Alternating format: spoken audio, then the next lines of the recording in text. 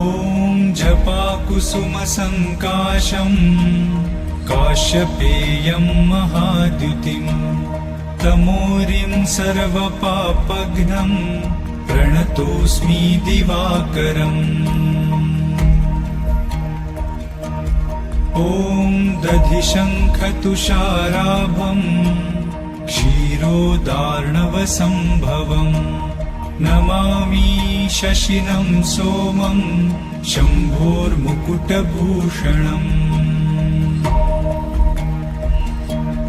ॐ धरणीगर्भसम्भूतं विद्युत्कान्तिसमप्रभं कुमारं शक्तिहस्तं च मङ्गलं प्रणमाम्यहम्।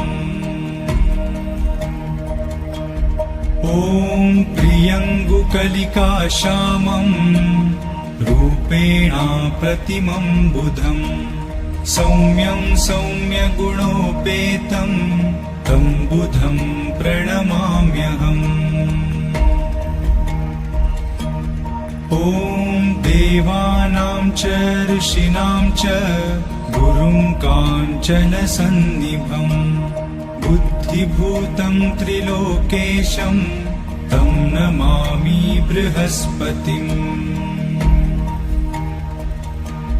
ॐ हिमकुन्दमृणालाभं दैत्यानां परमं गुरुं सर्वशास्त्रप्रवक्तारं भार्गवं प्रणमाम्यहम्।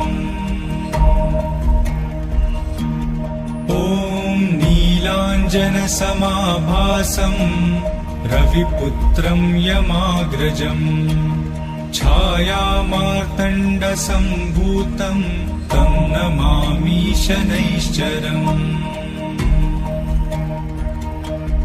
ॐ अर्धकायं महावीर्यं चन्द्रादित्यविमर्दनम् सिंहिकागर्भसम्भूतं तं राहुं प्रणमाम्यहम्। ॐ पलाशपुष्पसङ्काशं तारकाग्रहमस्तकं रौद्रं रौद्रात्मकं घोरं तं केतुं प्रणमाम्यहम्।